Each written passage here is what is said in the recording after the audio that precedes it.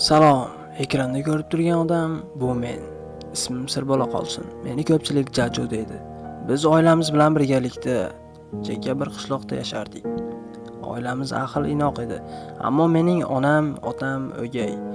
Ammo ular mening haqiqiy onamdek tarbiyalab, ikkita opam bilan birga o'stirdilar. Katta opam birozgina jahldor ko'rinardi, ammo meni juda ham yaxshi ko'rardi. Har gal oyim unga qaraganda, oyimga nafrat ko'zlari bilan unga jahl qilardi. Opam men yo'q paytimda negadir har gal og'rib qolardi. Oyim menga telefon qilib meni chaqirardi. Opamning shunday bir kasalligi bor ediki, u har gal men yo'qligimda hamma yo'g'ini tirnab tashlardi. Asabiylashganidan nima qilayotganligini bilmardi. Qattiq nafas qisib, o'laksa holatga ham borardi. Jaju deya har gal qatib qolardi. Men kelgach opamni tinchlantirib, har gal uni yotoqxonasiga olib borib, unga qarardim. Men kunlarning birida o'qishda paytimda opam qattiq jazavaga tushgan va hamma yo'g'ini tirnab tashlagan. U qattiq betobligidan nima qilayotganligini ham bilmasdi. Doktor kelardi, ammo uning kasalligiga hech ham shifo topa olmasdi. Doktor aytdiki, u uzoq yashamaydi va men tong saharda uyg'ondim. Uyg'onib borib eshikni ochdim. Ochsam, opam turibdi. Hamma yog'i tirnalib ketgan. "Opa, sizga nima bo'ldi? Bu qanday holat?" Opam menga asta jilmayib, "Kirsam bo'ladimi?" deya kirib ketdi. Opam kirgach, u bilan suhbatlashdik. Uni juda ham qattiq yaxshi ko'rardim. Ammo opam bu yerga qanday kelgani juda ham men uchun qiziq edi. "Alo, oyi, ertaman, opamni ko'rdim men." U qandaydir, "Yo'q, opang bu yerda vafot etgan. Tong saharda uni ko'mdik." "Nima? Qanaqasiga? Axir men uni ertaman ko'rdim-ku." "Bo'lishi mumkin emas.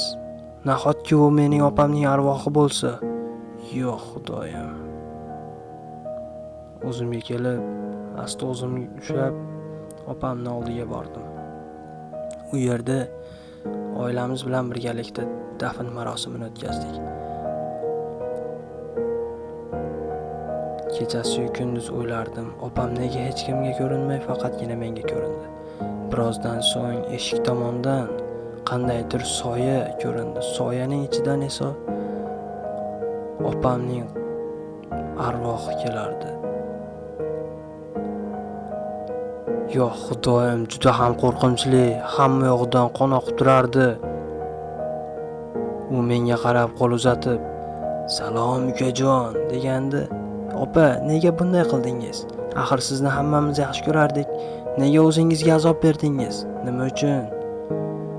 deyotgan paytim eshik birdan ochilib, oyim kirib keldi. Oyim ham opamning arvohini ko'rib hushini yo'qotdi.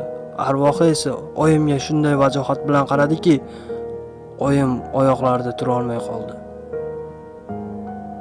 Oyimni kasalxonaga olib keldim. Bunga qarab turardim. Oyim menga bo'lib o'tgan haqiqatni aytib berdi. Men oyimning haqiqiy bolasi ekanman. Oyimning bolasi ekanman. Ha, meni ular xolamga berishgan, ammo xolam vafot etgandan so'ng yana o'ziga qaytarib olgan. Bundan esa opamning qattiq achchig'i chiqib ranjigan. Shu sababli opam depressiya, stresslar orqali shunday kasallikka ilashib qolgan. Opam agar meni ko'rmasa, shunday o'ziga azor beradigan kasallikni yuqtirib olgan edi. Bu eshitilishi juda ham g'alati bo'lishi mumkin, ammo bu bo'lib o'tgan haqiqiy voqeadir.